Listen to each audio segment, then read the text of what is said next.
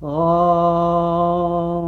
Asato Ma Sadgamaya Tamaso Ma Jyotirgamaya Mrityurmamritam Gamaya Aviravirmayedi Rudrayakte Dakshinang Mukham Te Namam Pahi Nityam. Lead us from the unreal to the real. Lead us from darkness unto light. Lead us from death to immortality. Reach us through and through ourselves, and evermore protect us from ignorance by thy sweet, compassionate face.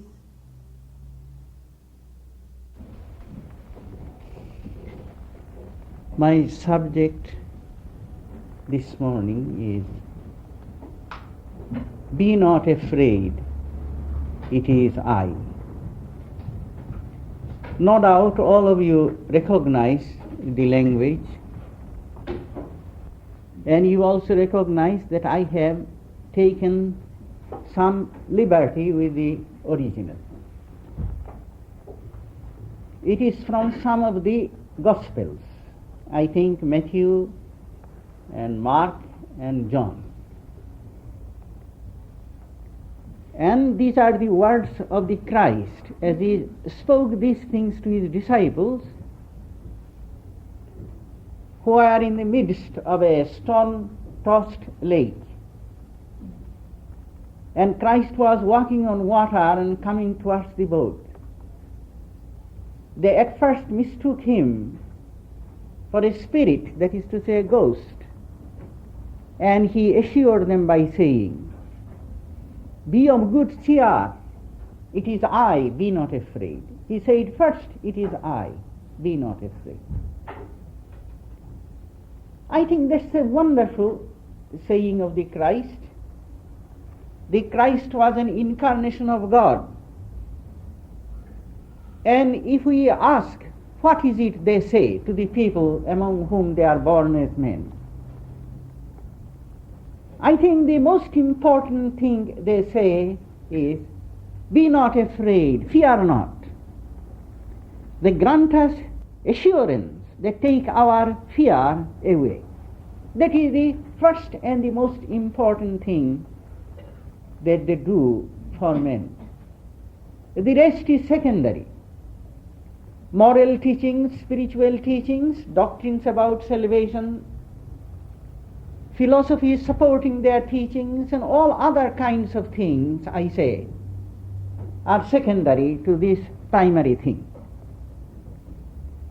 I admit some of you might say that that presupposes a view of man which is not quite in accord with the principal doctrine of the philosophy which we represent here. I think you would say that the first thing a divine incarnation says to man is to remind them of their own basic nature, which itself is fearless. We value these teachings a great deal, this teaching, as you know, this teaching about the true nature of our own self, our own being. After all, it is I who am to be fearless, who has to be fearless. And if fearlessness is not an essential part of me, whatever assurance you or another person or even God himself might give me, I would not have it. Either I have it as an essential part of me, then I possess it, and if I do not have it as an essence, then however you might add this unto me, it shall not be mine. It shall always remain an extraneous thing, and I am apt to lose it. So we lay a great deal of emphasis on this teaching. The teaching of the fearlessness of the soul itself, that it is without fear. I have mentioned to you how Swami Vivekananda used to prize highly a synonym that is used in our Vedanta texts for the soul. There it is called the fearless one, Abhi. That's the name that is given to the soul. And he used to delight in pointing this out as the most extraordinary synonym of the soul, the fearless one. In fact, we are fearless. And the divine incarnation does not grant us fearlessness. He reminds us of the basic nature of the soul itself, of our own nature, and thereby we become fearless. That is how we would directly put it. But you know how it is. If you listen to these monistic talks about the glory of yourself and everything, even for 20 years, a few days within these 20 years, you would appreciate it seriously. Otherwise, you'll nod your head and say, wonderful teaching, wonderful teaching. But you see, it does not apply to me yet. I am full of fear. I have my weaknesses. What is the sense of telling me essentially I am fearless? Here I think I should make some comments on the fact that many of you probably would say that you are by nature fearless. Why should you be afraid of anything? You are not afraid of anything anyhow. Well, that may be, I am afraid, that is due essentially to the fact that we really do not know how many troubles are around us. I do not want to be pessimistic about it. Sometimes by forgetting facts about our own existence, we become fearless. They have a legend in India that the deer, when they are pursued by wild animals, they run and run and run. Afterwards, when they become exhausted, they thrust their head into a thicket and close their eyes and thereby pretend that they are fearless. See? And I am afraid many of us, when we feel we have no fear, is because we have lost our sensitivity. We do not see the dimensions of our existence, and therefore we cannot notice what are happening in those wide, forgotten dimensions of our being. You must not think that the Hindus are full of fear and therefore they emphasize this idea of fearlessness. Rather, they had an uncanny insight into their being. It might be said in our outlook, in the Hindu outlook, existence is never considered in terms of this life alone or a conscious life alone.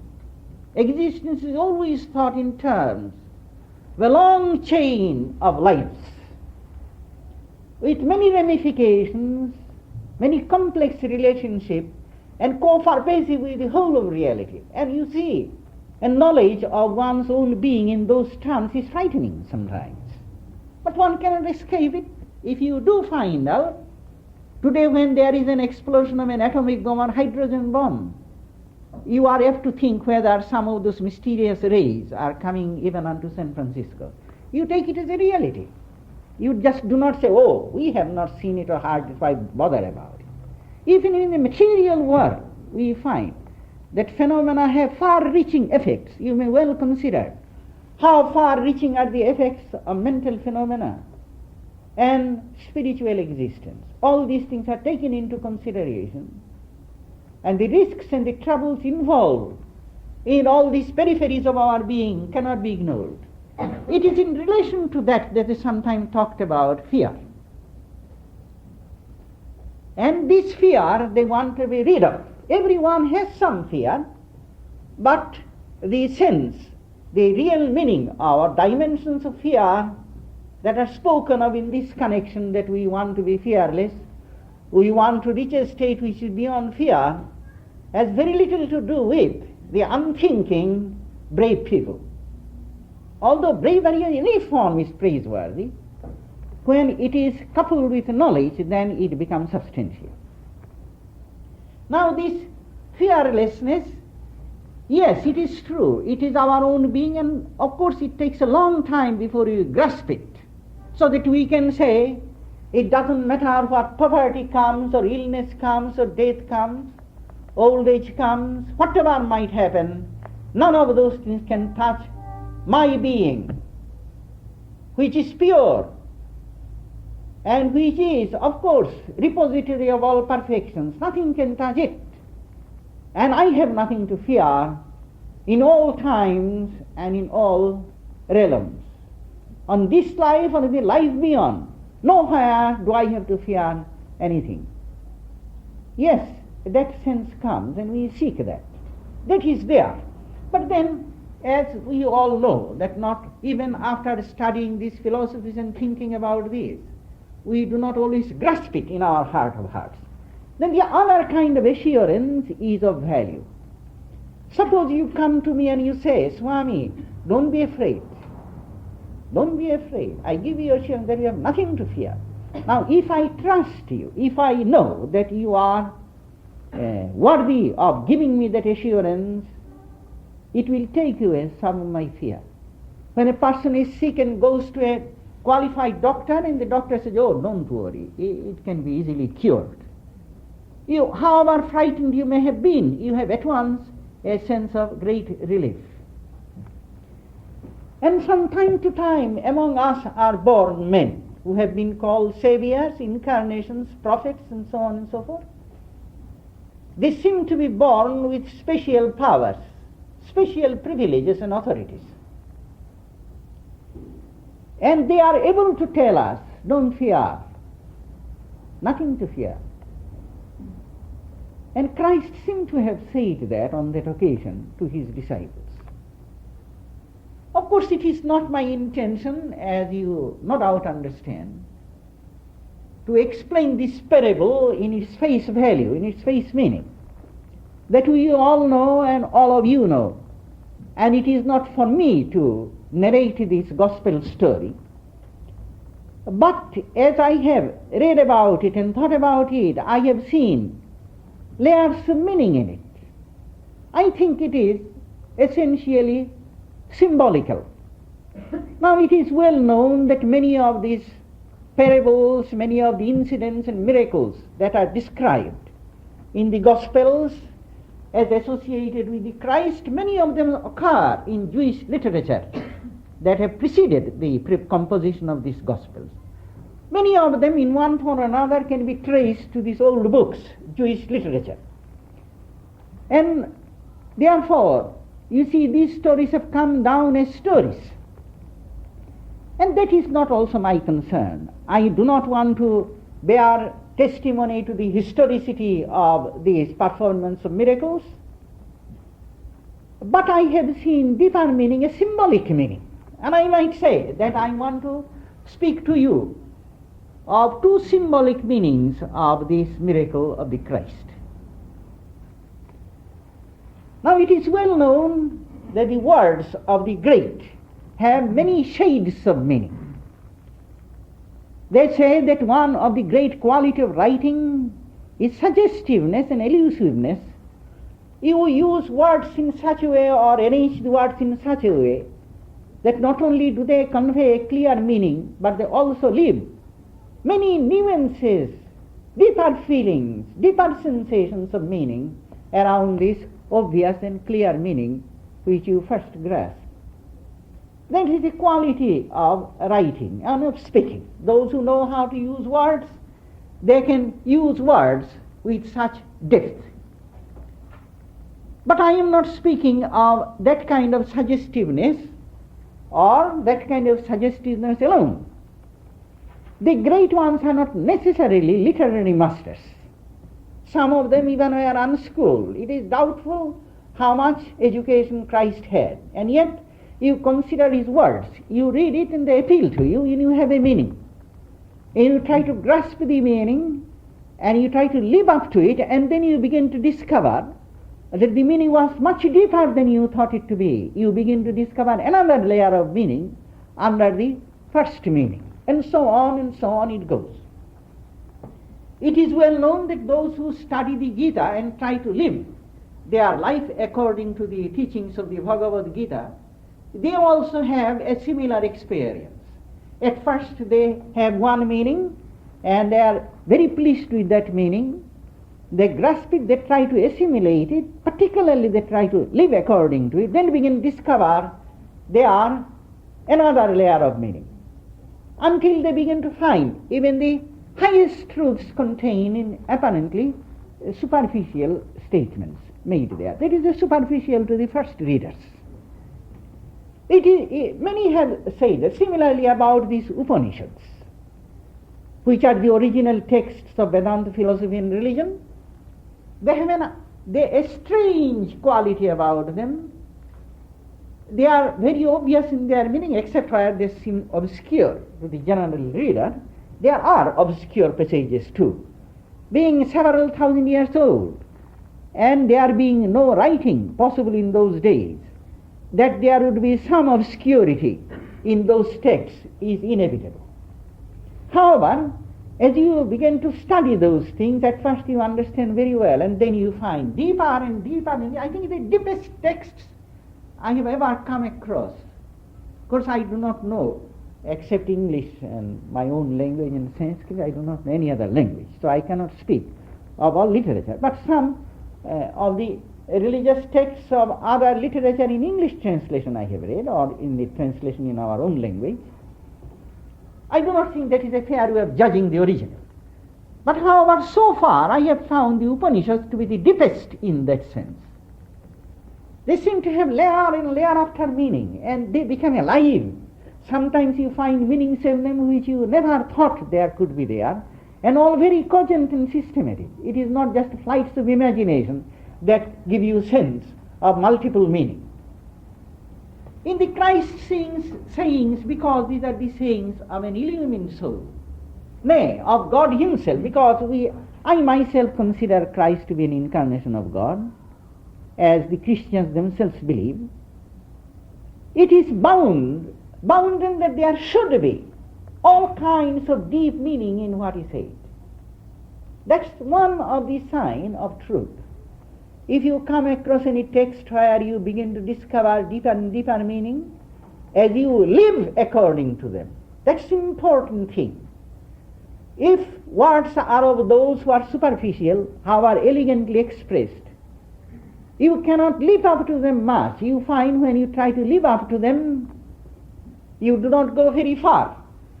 It is said in ancient times in India there was a very great king, and he wanted to perform a sacrifice called Rajasuya sacrifice. One of the conditions of such sacrificial performance was that everything to be done there, even the most menial work, will have to be done by a person of a royal house. You can well imagine. And the whole country was invited. Everybody was invited, from highest to the lowest. All have to be entertained, so royal servitors have to be legion. They could not be just 2 or 3. So it necessitated on the part of a king who would perform this sacrifice that he should have the allegiance of all neighboring kings, which was asking too much of kings, So he would send out invitations, some would submit, others who would not. Well, they had to fight, and if they were defeated, then they had to acknowledge their allegiance to this sovereign. Well, in this way, a person who succeeded in bringing all the royal houses under control, he alone was able to perform the sacrifice. Well, there was one who did it. And of course, there were huge palaces built, pleasure gardens, all kinds of things built. He has a cousin who was very jealous of him, and the cousin was also invited. And one day it is said that he thought there was a beautiful pool, and it was a warm day, and he thought that he would wade into the pool. At the moment he put his foot down, he came up short and just tumbled all over. It was not a pool at all. It was made of glass, but so lifelike that he thought that it was water. That's the word of the elegant, but the shallow. You will find many beautiful things are written. And you say, oh, how extraordinary. Many beautiful things are said. Eloquent person. And you think, here is a great teaching, here is a great teacher. But if you want to enter into it, you want to live according to them, at once you will find that you are stopped short. You come across barriers. This is one sign. If these are the words of the truly illumined, then you will find there is greater and greater that you will never stop short. But if these are just elegant words, you try to live up to them and you will find you do not go. You cannot go very far. You are blocked on the way. Christ's sayings are not like this. That's one proof. Although you personally do not know what manner of man he was, yes, personally, by this test you know that he was a messenger of truth. Excuse me all these introductions. Now to come back to this miracle and its interpretation, I would like to read this out to you first. And this is from St. Matthew, his version. I found that was the best version. And straightway Jesus constrained his disciples to get into a ship and to go before him unto the other side, while he sent the multitudes away. He says, performed a miracle, and now he sent them away. And when he had sent the multitudes away, he went up into a mountain apart to pray. And when the evening was come, he was there alone. But the ship was now in the midst of the sea, tossed with waves, for the wind was contrary. And in the fourth watch of the night, Jesus went unto them, walking on the sea. And when the disciples saw him walking on the sea, they were troubled, saying, It is a spirit. And they cried out for fear. But straightway Jesus spake unto them, saying, Be of good cheer, it is I, be not afraid. And Peter answered him and said, Lord, if it be thou, bid me come unto thee on the water. And he said, Come. And when Peter was come down out of the ship, he walked on the water to go to Jesus. But when he saw the wind boisterous, he was afraid, and beginning to sink, he cried, saying, Lord, save me. And immediately Jesus stretched forth his hand, and caught him, and said unto him, O thou of little faith, wherefore didst thou doubt? And when they were come into the ship, the wind ceased. Then they that were in the ship came and worshipped him, saying, Of a truth thou art the Son of God. Now that is the story. Yes, the first obvious meaning is, the Lord saves us when we are in difficulties. And when we think we are lost, he comes to our rescue. Now is that a fact or it is a fact?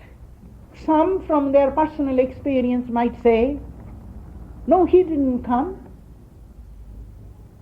I asked for help and I suffered a great deal, and I had to suffer. There did not come any kind of relief from him. He didn't come to my rescue. I am afraid that that kind of statement has to be accepted. It would not just do to say, yes, he did come. Some of you might say that maybe he would have come, but then we did not ask for him. Some wants to argue in favor of God. They could say, well, did you pray to him? They might say, yes, I did pray to him. Maybe you did not pray to him with proper devotion. Now, if you say that, it is very hard to counter that statement, but who can say that he has got proper devotion? No, he cannot say that. No one, however devoted he is, finds that his devotion is deep enough or adequate enough. I do not think this kind of arguments are enough. Sometimes I have felt that the answer to that kind of situation is that God hears our prayer, but he thinks when we feel that we have not received any response from him, actually what he's trying to say is, go ahead as you are. That is what I want. I want you to go through that experience, so I won't change it. If you go and ask your father, you're a little boy, say, give me 25 cents. And the father doesn't say anything, you say a few times. You well understand the father, it is not, in the opinion of the father, desirable that you should have this 25 cents now. I think silence is a proper answer. You could not say that there was no answer and the father's meaning was not made clear. Silence itself was a very clear answer. Oftentimes we forget that.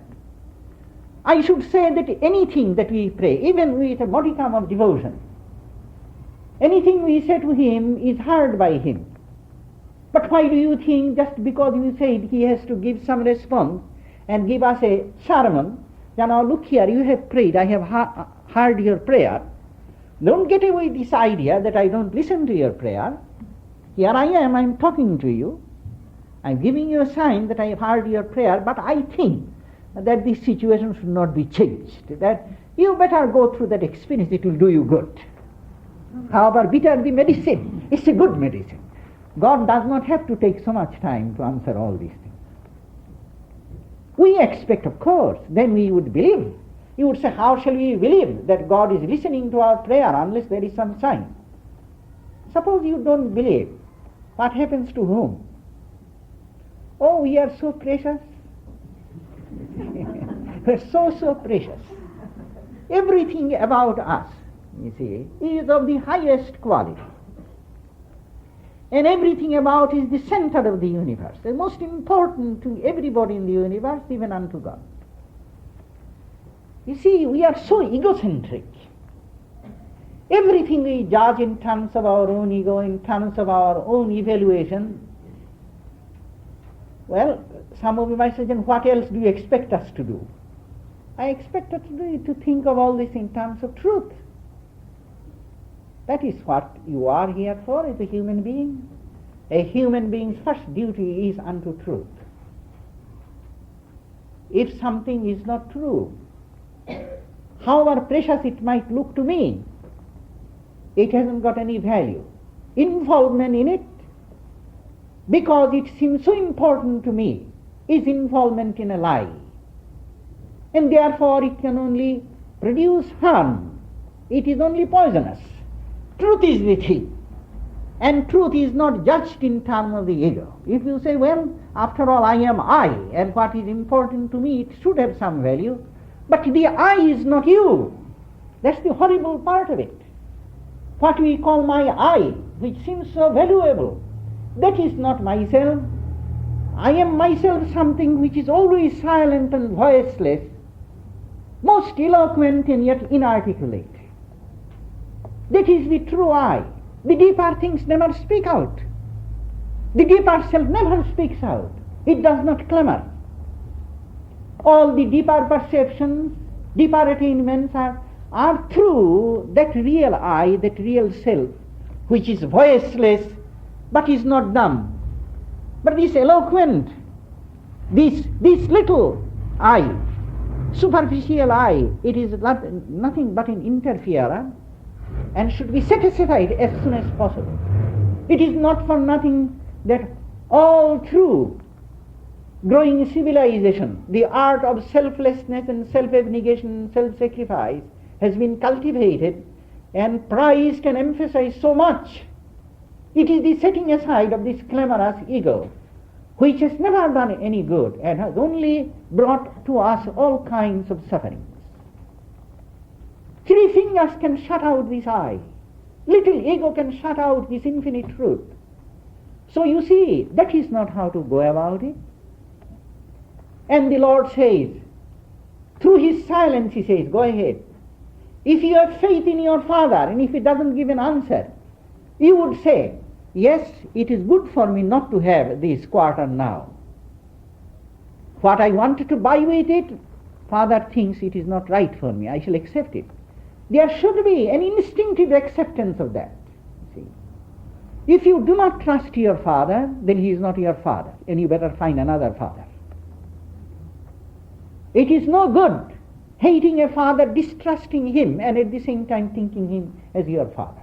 It becomes just only a matter of convenience. Trust is important. Now when we come to God, and we pray and we do not have any answer to our prayers, that's the answer. He says, be brave, go through it. If you say it is destroying me, have you been destroyed? You have suffered. Who told you that this life, or God wants that our life should be full of only enjoyment? No. We get greater riches through suffering than through enjoyment. Enjoyment is the after effect of what we have attained through suffering. It is like a man who has inherited the wealth of his father, who himself earned it with hard labor. People always look upon such people with a little suspicion. Playboy son, and so and so. He enjoys it, he squanders it away. But he who earned this wealth, he knew its value, he knew how it is earned, how it could be lost. And his efforts have value. In our whole life it is through suffering. Sometimes sufferings we want to avoid, they are imposed upon us. Sometimes sufferings we undertake, we call these things struggle in life. But through suffering, whether voluntary or involuntary, we achieve. And after having achieved for a little while, we enjoy. That's legitimate. But if we enjoy too much, we become soft, and the ability to acquire further departs from us. And that would not do. You want God to do that for you? The moment a little difficulty comes, you press a button, and God at once gives you lucky strike. What kind of God is it? What good would he be? It would be like a parent who has spoiled the child, and parent is gone, and the child is now no good, spineless thing. Do you think the child will praise that parent now? Be happy about it? The memory will gall in his heart. No, you would not want that God. You would want a God who would put his trust in you and knows that you can go through the hardest struggle and yet will come out shining. He knows that.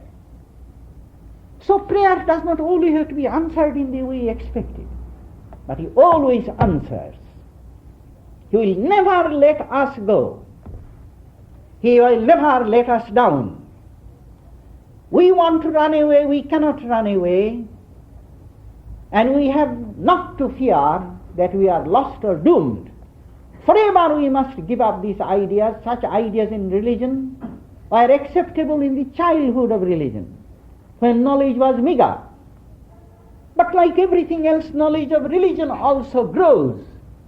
And in these days of advance of religion, we do not have to those ideas that you are doomed.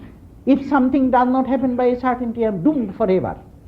This panicky religion should go. That kind of panic hasn't any more place in our life. In man there is an indomitable spirit. Nothing in the whole universe will ever to break it down, will ever be able to kill it and destroy it. That indomitable spirit will conquer all difficulties and rise triumphant. Patience and endurance is the way of it. Its triumph is a slow process. The greater a being is in status, his sense of time is also much greater. That is to say, it spreads over a long space. The smaller a being is in the scale of evolution, his time scale is also very much abbreviated. It comes into being in a moment, in a few minutes, it grows up and it also dies. But when the spirit begins to realize itself, it finds infinite time is its field. So there has to be patience and endurance, and nothing but recognition of the slow tempo of time and of eternity. That is called patience and endurance. When a person endures, there is a carelessness about him. Oh, don't care. Oh, you have been so poor for so many. Oh, who cares? I don't mind.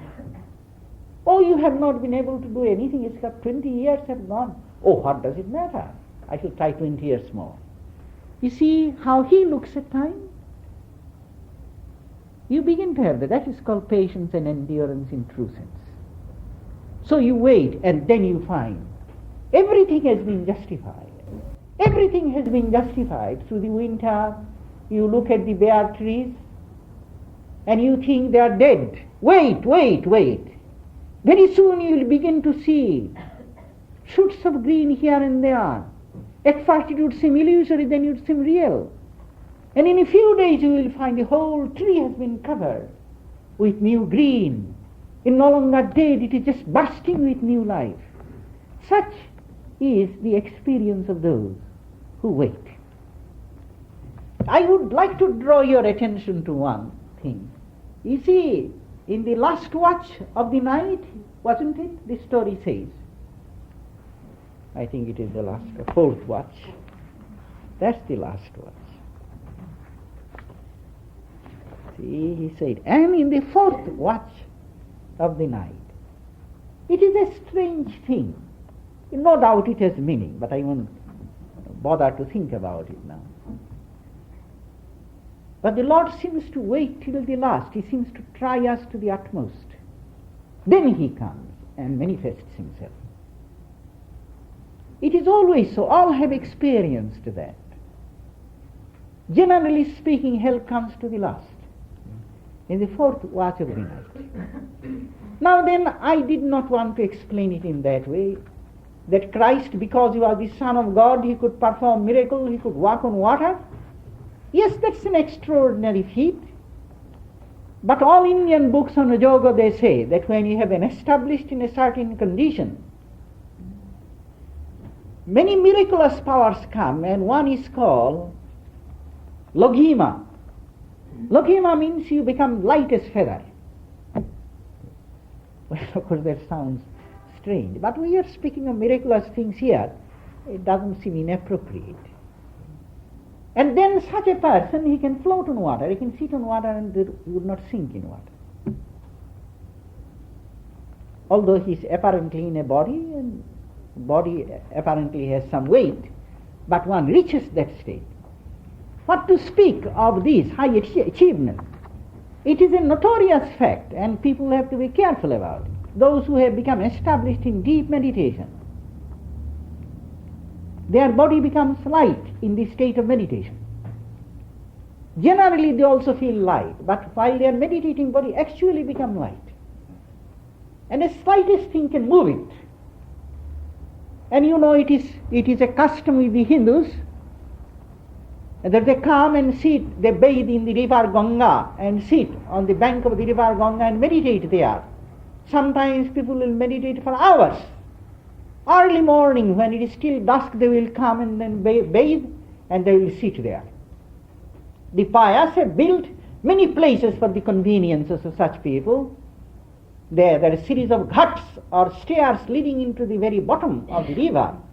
Wide areas are there. People like to sit close to the water. And sometimes tides come. And maybe water rises there, they are floated away. Some of those things have actually happened. Others therefore watch that they are not carried away. Their body becomes so light. It is a well-known fact. And of course they say that is the culmination of the same process, that those changes take place. And one becomes as light as feather, the lightest thing conceivable. Christ was a great yogi. The very fact that he performed miracles, he knew those things. But of course, he being God himself, he did not have to learn step by step like a human being. But he had these powers because he demonstrated these powers. And so he just walked on water. We do not therefore think, the Hindus, we do not think that in itself is a proof of Christ's divinity. It is a proof of Christ's psychic, occult powers, the ability to do miraculous things, psychic things, without ordinary means of doing it, but doesn't necessarily refer to divinity. We have never associated miraculous performances with divinity of spirituality. If you say, then why did Christ do all those things? Out of his infinite compassion. Out of his infinite compassion, he did these things. Compassion is one thing, and psychic demonstration is another thing. If compassion could be expressed by ordinary means, they did it. If it could not, then miraculous means are adopted. But then, what is the significance? Well, I would say this. Let us read this meaning into it and see if this meaning is appropriate. This is the first symbolic interpretation. You see, the whole life, our existence, in Sanskrit, or why in Sanskrit, in many other Indian languages, we oftentimes use a word. We say, Bhava Nadi, Bhava Sagara, and so on. Bhava means worldly existence. Nadi means river. Sagara means sea. Worldly existence has often been compared to a turbulent sea or turbulent river. Very wide river, full of sweeping currents and so on, deadly. You cannot swim across it. You have always a fear that you will get tired out and you will become buffeted by wind and waves and you might be drowned. And it has been customary to speak of our existence in life. This is called worldly existence, relative existence in life, including death too, because you remember that Hindus consider their existence as made up of many repetitions of lives and deaths. Whole thing is worldly existence. Existence in time, existence in space, conditioned existence, relative existence is called worldly existence. True spiritual existence is beyond all those things, beyond any possibility of change or condition. So this has been compared to sea or to river. They do not usually compare it to a lake, see, because we do not have many lakes in India, very few lakes. And naturally, of course, they have spoken of the river. There are big rivers in India in many places, and of course the sea is all around, and therefore it has been customary for them to compare worldly existence either to the sea or to the river. Here, of course, it is lake, but I do not think it makes much difference. Now this is it. Let us forget how he drove the multitudes away. We won't go into it, because that's really the end of the previous story. And then what did he do? He asked the disciples to go into a ship and go to the other side. And he himself remained there alone, praying, meditating. That is wonderfully reminiscent of some of the ideas that we have. The idea of creation. The Lord, as it were, has launched us on the sea. And that sea is not a calm, quiet sea. It is not a pleasure trip at all. Wind is blowing and waves are rising. And it is towards evening that he has done that. Mind that.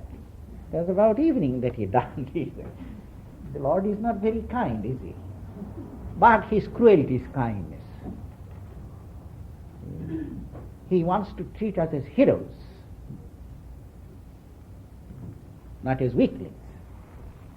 That is creation. What is creation? Creation is launching these souls who are dear to the Lord, his very own, because souls are always his own. The souls are never separated from him. There are no good souls, there are no bad souls except in everyday language. In accurate language, there is no good soul, bad soul. There is only just good souls, God's own souls.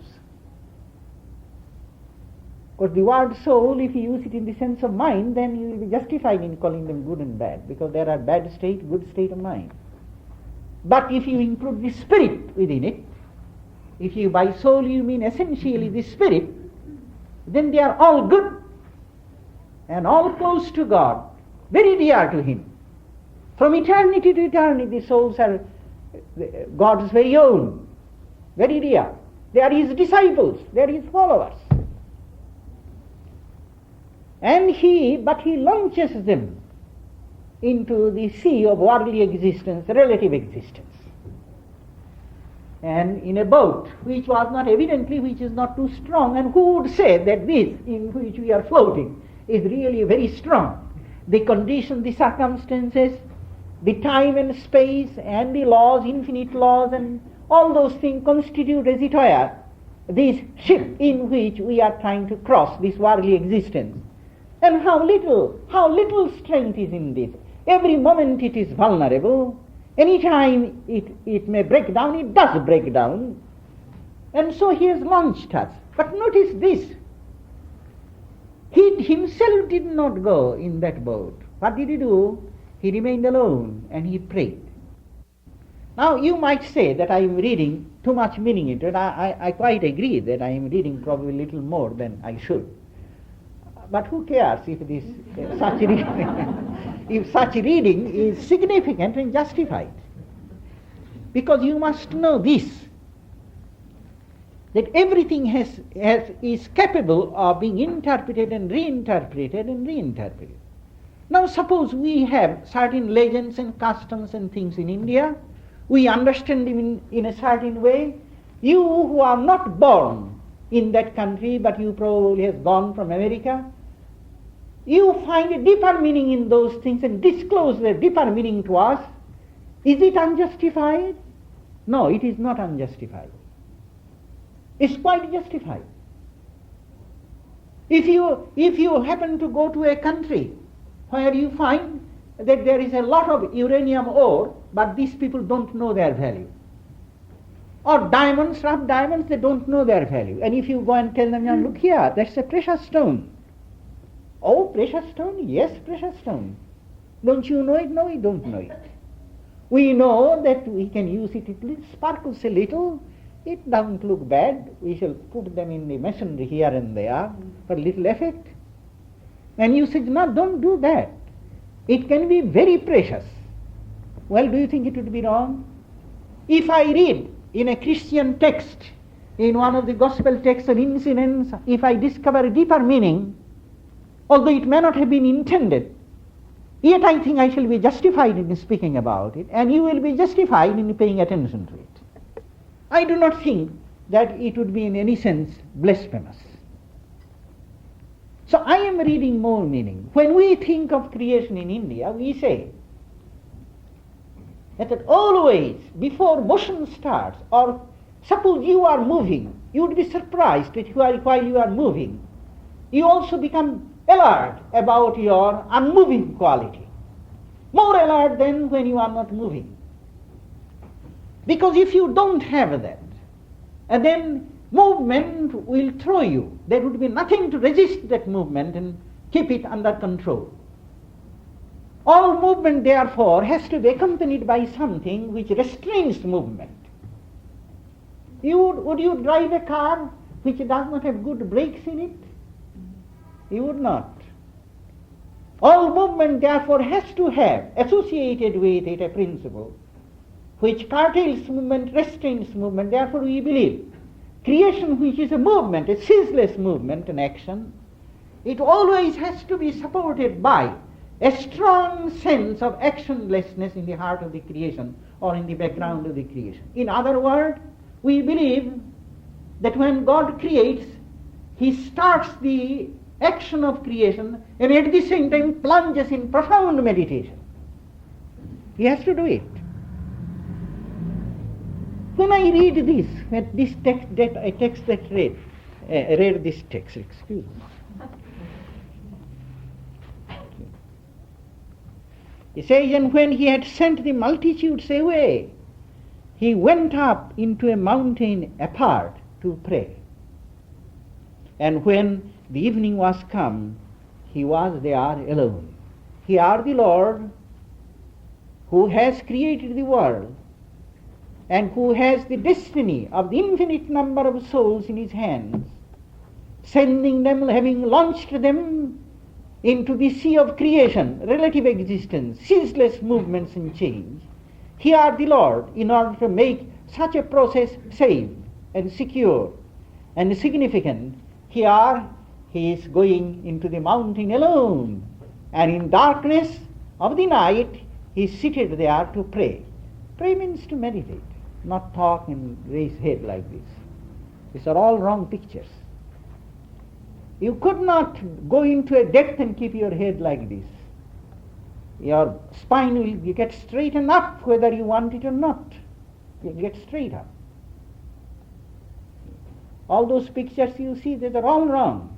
When you find looking like this, they are unrealistic. And by the way, whenever you see prophets and saints and Christ with these muscles bulging all over, rippling all over, these are all false pictures. A person who has conquered the body, has risen above the body consciousness, however strong physically it might be, he no longer has bulging muscles. They all become rounded. No, they do not become fat. But they cannot take that form. All become smooth and molded. Haven't you seen these statues of Buddha? His hands and legs and every whole body just as if smooth all over. As if there is no bone, there are no muscles, well-developed muscles anywhere. You see, this is all wrong painting and all wrong sculpture. They do not know the people of illumination, therefore they did things like this. No, he meditated. It is not prayer in the ordinary sense. It is rather prayer in the sense of divine communion, plunged into that transcendental state where there is no movement, there is no thought, there is only perfect illumination, there is a direct awareness of God, of the divine truth, nothing but that. Now that appeals to me. Of course, as I have confessed, maybe I have read a little more into that text than was intended by the writer himself. Who cares, I say again. That's very good. And in the meantime, what has happened to these disciples, these souls? You see, one watch, and the second watch and the third watch have passed, and they are in the midst of the lake. Wind has risen, dark night, and waves are rising, and they are a little afraid. They are a little uncomfortable, are they not? Let us see if they are not. I think we can assume that they are. You see, because here is the sentence. But the ship was now in the midst of the sea, tossed with waves. I cannot say that is very comfortable. For the wind was contrary. That's our life. We are tossed with waves and the wind is contrary. Isn't it a perfect, however brief, a picture of our existence in time and space in this world? Isn't that a picture of worldly existence? And how long do you think one watch of night is? Well, they give these descriptions in the Bhagavad Gita in other books. We have a picture of the creative process. You see, creation always has to be followed by dissolution. According to us, creation comes spontaneous to existence in a timeless moment. Excuse this self-contradiction. If it is a moment, at least, even a moment, it is to be time, but it is a moment without any temporal content. Well, now I have said something.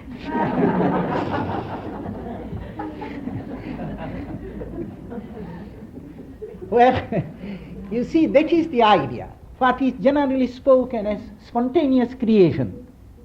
In English, our view also is spontaneously it comes. After having come into existence, it has to keep itself going from moment to moment. And there are continual changes, of course. And there are little creations, little destructions, a part is destroyed and a part is created. It goes on and on and on. And it would go on for millions and millions and millions of years. We would call that creation as a whole. Then, in one moment, spontaneously, the whole thing goes into dissolution. Whole thing goes into dissolution. Dissolution is the most subtle part, the causal part. We do not think that something comes out of nothing. We only say that things change their appearances. Just as a seed can become a tree, how different the tree is from the seed. But nevertheless, without the seed the tree could not be, and out of the seed the tree had come. And similarly, from the causal state comes this state. Very different, but nevertheless, there is the causal state, and this is the state of the effect, that is to say, the gross state. And in the other process, the gross becomes reduced to the subtle and quickly to the causal. And it becomes seed-like, and very fine seed. And it remains in the consciousness of God, in the mind of God, dormant. It is not active, it remains dormant in the mind of God. And then almost as much time as it were passes as this creation took, the duration of creation, and that is called the night of God. This is called the day of God, and the other is called the night of God. And at the end of the night, again there will be another creation. It will run its course, again would come dissolution. Again there will be a period of quiescence, and again there will be a period of activity, and so on, and there is no beginning to this process, and there would be no end. That is the Hindu idea of creation and dissolution. Of course, he speaks of the night here, and you probably would say, there you have difficulty, you cannot just tie it up with your Hindu conception, because your Hindu conception, night of God, it seems to be the period of dissolution and not of worldly existence. I accept that. I ought not have told you all this to create this. But however, that he speaks of this as night, this creative period, worldly existence, in which souls are bound up in the world and they are going through time and suffering all kinds of things, that it has been compared to night, is only to give the sense of ignorance. Here we do not see anything clearly.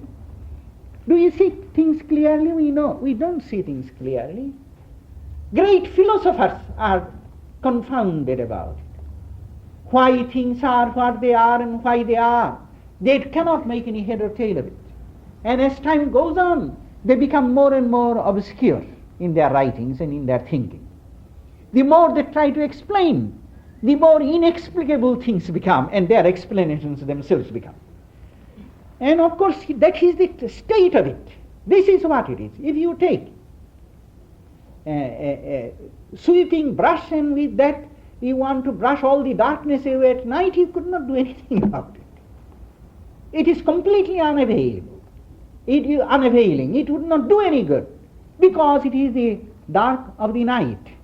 When there is ignorance, worldly existence is associated with ignorance, because we forget God, and if we are separated from Him, He remains plunged in meditation, and we are launched into this frail ship in the midst of a storm-tossed sea, and we are separated from Him, we have forgotten Him.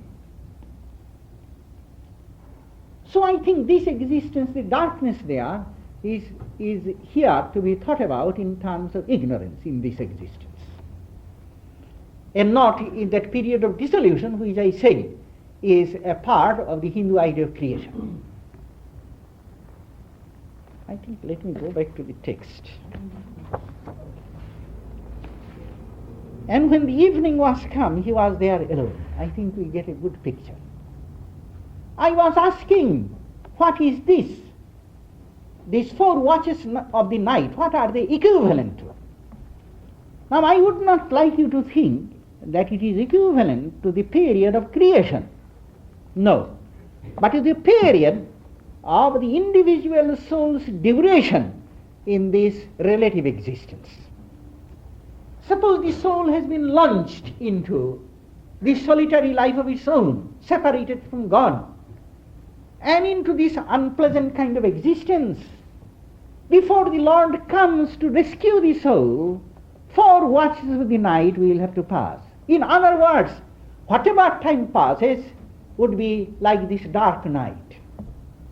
And it is only in the last part of this, towards the end, the Lord Himself will come out of His meditation and take the soul by the hand and rescue it. That is the picture. In the meantime, the souls are being suffering all kinds of things, going through all kinds of experience in the first watch, in the second watch, in the third watch of the night. But the ship was now in the midst of the sea, tossed with waves, for the wind was contrary. And in the fourth watch of the night, Jesus went unto them walking on the sea. Of course he would walk on the sea. He has to walk on the sea. He is the Lord of relative existence, is he not? He is the Creator. Naturally, therefore, he does not have to have all this support of time and space. He could not do it, therefore he could not go in a boat. And you could not say that he will become drowned in the sea, because after all he is creation and he is the Lord, and nothing can affect him. Therefore he would walk on the water. The Lord always walks on the water. And he who has become God-like in illumination, and through his deep communion with God, through his knowledge of him, direct knowledge of him, he also walks on the water. The storms cannot upset him. The storm-tossed sea would not be able to drown him. He has nothing to fear. He does not have to have any other support. He does not have to depend upon the laws which govern relative existence. He does not have to depend upon the conditions which are necessary for us who are unillumined, who are bound up by relative existence.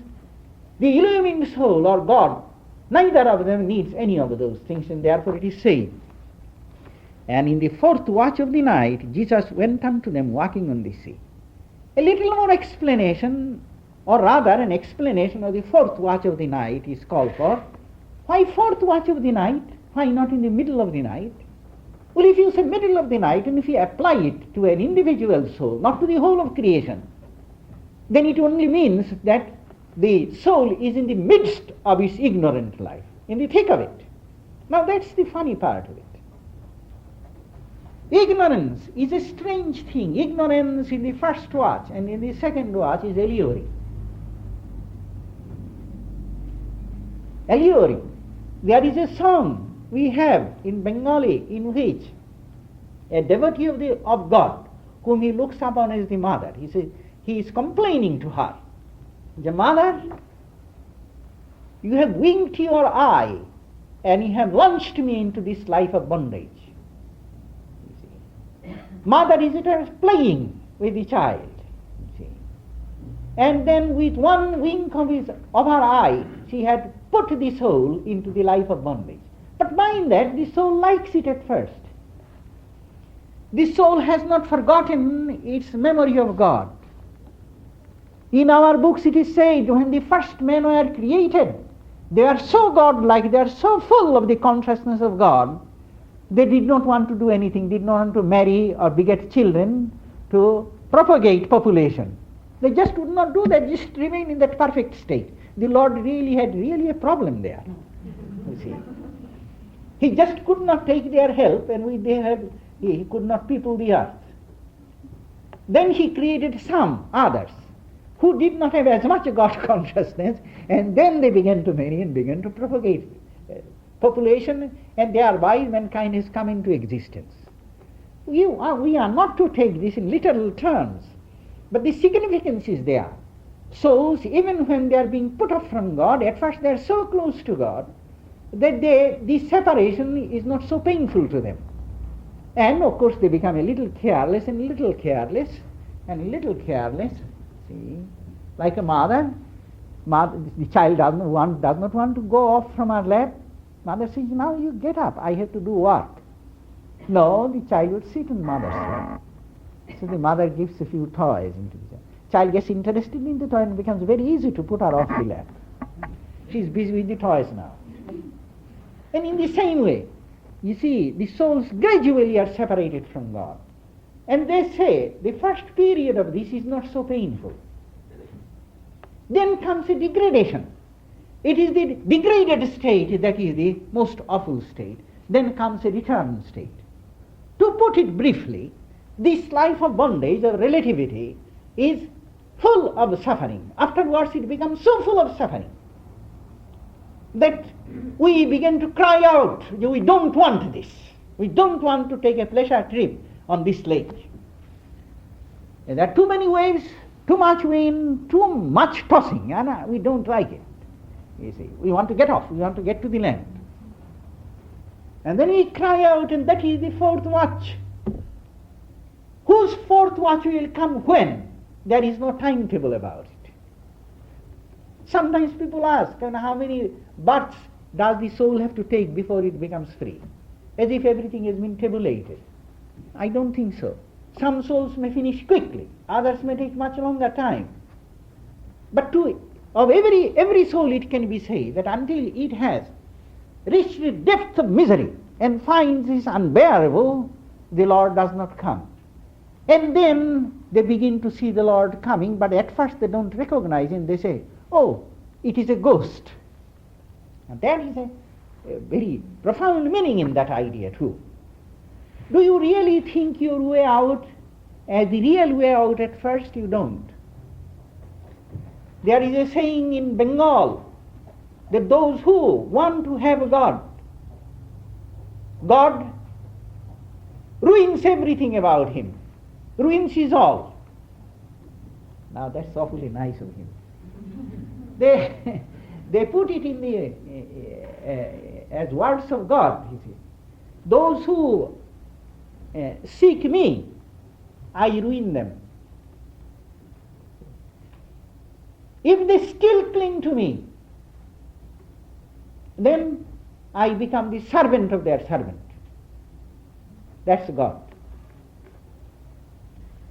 At first it comes in the form of misery, of the loss of all, gone everything blasted. And I may tell you this, if you could trace the history of illumined souls, every one of them, you will come to one existence of him in which he met this state. Everything left him, all hopes were blasted. You do not meet, so occasionally you meet a few, or do you? Sometimes you hear of a person born with wonderful spiritual, didn't care for anything for the world, he just went down in search of God, meditated, became a great saint, and he was so good to everybody, finished. But what about the state through which he passed before he reached this state? There has to come a point where we have to look at everything and say, oh, I thought these really are something, they seem to be nothing. There is nothing in it. Oh, I thought this was all the source of my happiness. No, this is the source of my misery. Mind that you are not saying that in a spirit of bitterness. Not at all. You are not bitter at all. You are just seeing things with clearer eyes. That's all. And so that state comes. And we begin to feel as if some suggestion is come, some guidance is coming to us. But you don't trust it. We don't trust it. That is the ghost.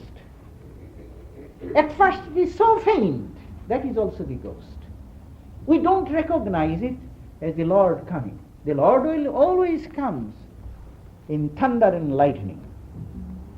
Sri Krishna was born according to the tradition in the middle of the night, of a dark night. It was a stormy night, and it was raining heavily,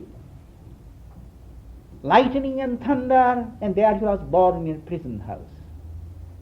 That's the birth of the soul into the renascent life. Every soul is done that. Born in the prison, in the darkness of the night, in thunder and lightning. That is how we are born into the new life. This is what is spoken of, and at first we are afraid. When these things come, we are afraid. And when the disciples saw him walking on the sea, they were troubled, saying, "It is a spirit," and they cried out for fear. That comes.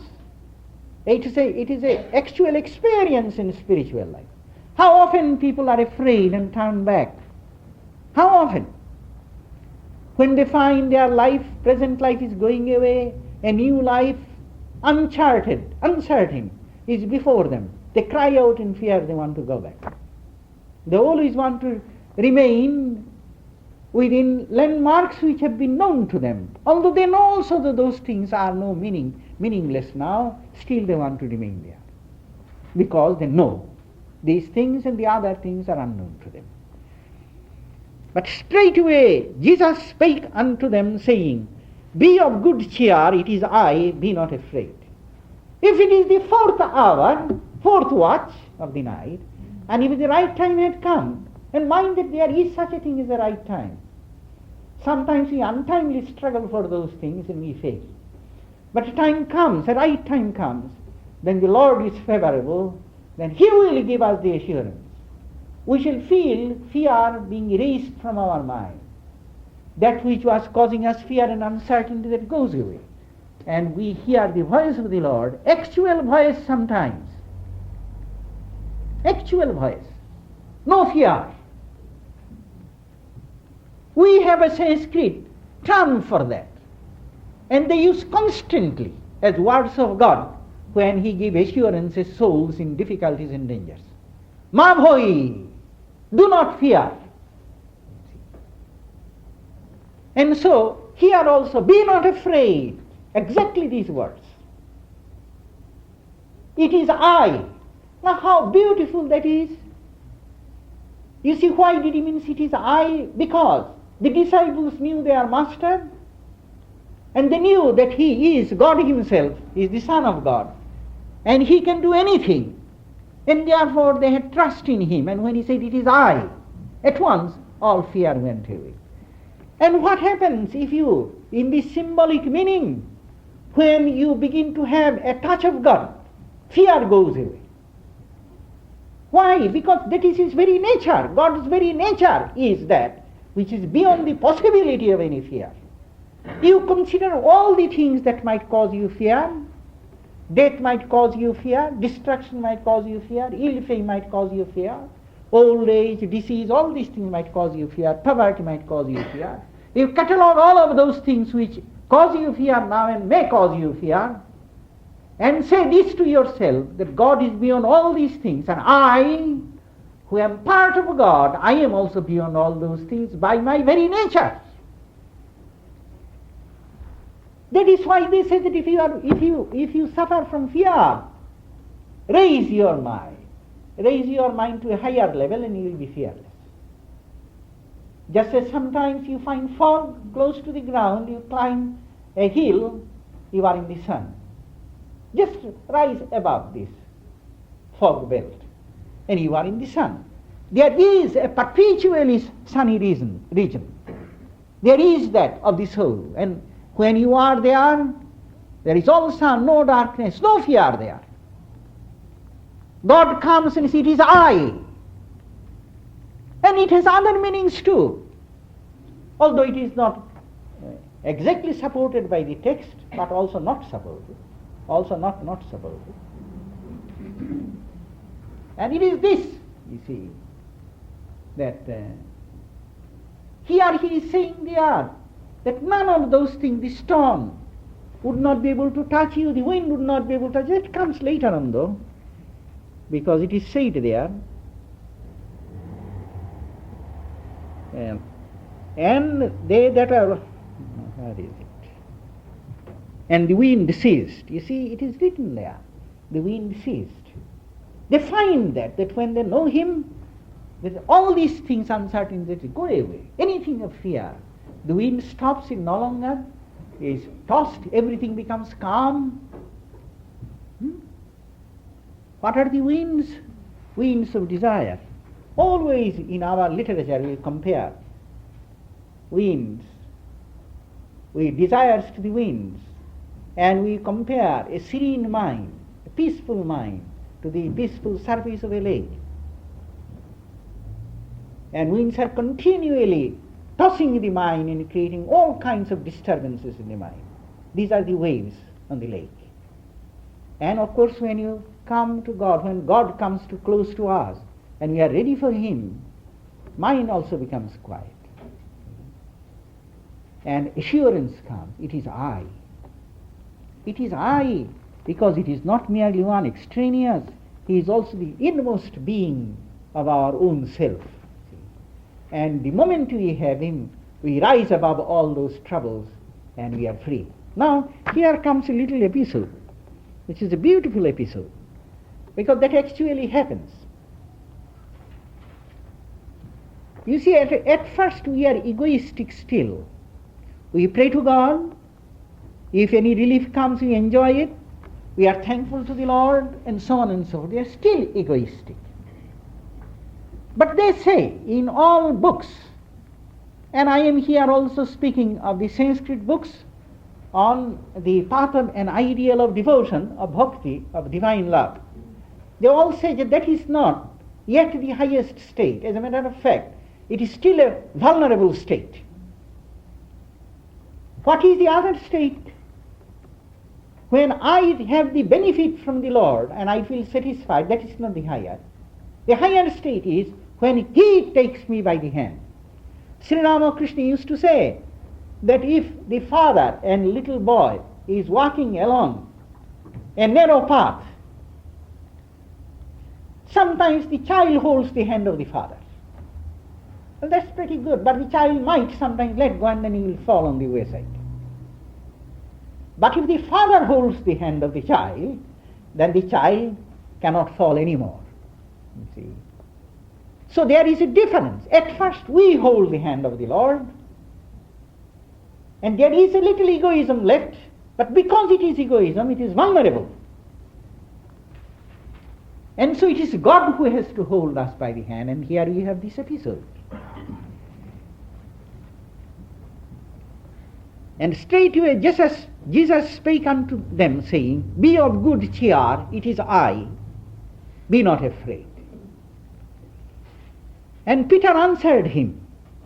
Well, we can take it that really all these disciples on the boat, they were relieved of their fear, although it is not clearly mentioned there. And Peter answered him and said, Lord, if it be thou, bid me come unto thee on the waters. And he said, Come, bid me, you make me come to you. See. Peter is leaving it unto the Lord. That's very good, that's a step forward. And the Lord said, Come. And when Peter was come down out of the ship, he walked on the water to go to Jesus. But when he saw the wind boisterous, he was afraid. And beginning to sink, he cried, saying, Lord, save me. What does it mean? He lost his faith in the Lord. Why should he be afraid if it is the Lord who is taking him unto him, taking Peter unto him? What business had Peter to look at the waves or look at the wind? And even if he saw them, what business had he to be afraid of it? Well, we are always like this. We are so obedient to the will of the Lord. All our heart and soul is there. But at the same time we want to keep our criticism with ourselves of the ways of the Lord. I think Peter in that condition says, well, if the Lord asked me, why did he not just stop the wind at once? Why is it now I am going to be drowned? You see? There is a nice parable. And a Brahmin had a servant, maid servant. She used to live on the other side of a pretty big river. But early morning she would come to the work, and one day the Brahmin says, how do you manage to cross the river? The ferry boat does not start that early. Well, why? I just take the name of the Lord and start walking on the water and come across the river, walking on the water. Oh, you do that? Surely. Don't you know that there is tremendous power in the name of the Lord? Our teacher said that. Oh, let me see you do it. So they went to the river, and the maid servant, she just began to repeat the name of the Lord, and just walked to the other, went to the other side, came back to the other side. So the Brahmin was astonished. He said, do you think I can do this? Surely. Anyone who trusts the name of the Lord and takes the name can do it. So the Brahmin, he also began to repeat the name of the Lord, and he began to start walking in the water. But as he recognized the water was getting deep, lest he gets wet, his clothes get wet, he began to raise the hem of his garment. At once he began to sink in the water. So when he came out, the maidservant just saw, that's not right. If you trust the name of the Lord, then why are you so anxious about your garment becoming drenched? You could not do both. That's it. Now Peter wanted to do both. Peter was afraid, he wanted to behave with his proper skepticism and fear. That is egoistic. In all the religions they teach obedience in one form or another. Obedience is certainly a defiance on ordinary ways of life, ordinary ways of thinking. And it is that which carries us beyond the ordinary into the extraordinary. See? You could not just say, yes, I am obedient, and when things are not just according to your will, you react to it according to your natural instincts. Then of course there is a contradiction and evil result would follow. Peter did this, and Peter began to sink, and then probably found he cried out at once again, he appealed to the Lord, save me. And the Lord of course saved him. That was the last lesson the Lord taught. I could give you parallel passages in Sanskrit showing this. Ashlishava patoratang pinustumam adarsanat manmahatang karotuba jatha tathava vidhatatu lampato soeva mannato moeva natara. You see that even whether he embraces me in great love or whether he spurns me and never appears before my vision, whatever he wants, let him do to me. See, he is the one Lord of my heart, nobody else, none else. That's the last word of devotion. And when that has happened to the soul has found the Lord. And so here we find, and when Peter was come down out of the ship, he walked on the water to go to Jesus. But when he saw the wind boisterous, he was afraid. And beginning to sink, he cried, saying, Lord, save me. And immediately Jesus stretched forth his hand, and caught him, and said unto him, O thou of little faith, wherefore didst thou doubt? And when they were come into the ship, the wind ceased. And then they that were in the ship came and worshipped him, saying, Of a truth thou art the Son of God. That is where the story, the history of the soul ends. In other words, I take it as a sort of parable. And its symbolic meaning is, this trip of the disciples is the journey of the soul through relative existence, full of troubles, full of miseries, cut off from God. But God watches over these souls, and when the souls are ready and had enough, and they didn't want like this journey anymore, fourth watch of the night he comes. At first we doubt, we are afraid. Then he comes closer to us, and we feel all our fear gone. We are taken out of this miserable existence. But yet one step remains, complete surrender to the Lord. And when that has taken place, the wind has ceased. Then you become a Jivan Mukta. You may live in this life. You are still on the boat and in the sea. But there is no longer any wind. The Lord is with you, amongst you. In the same ship he is. Part of that existence. That is what we call the Jivan Mukta. The Lord then becomes part of the world. The world is no longer the world. There is no longer world. There is only God. Within ourselves he, outside ourselves he. And that is the state of a person who has become living free.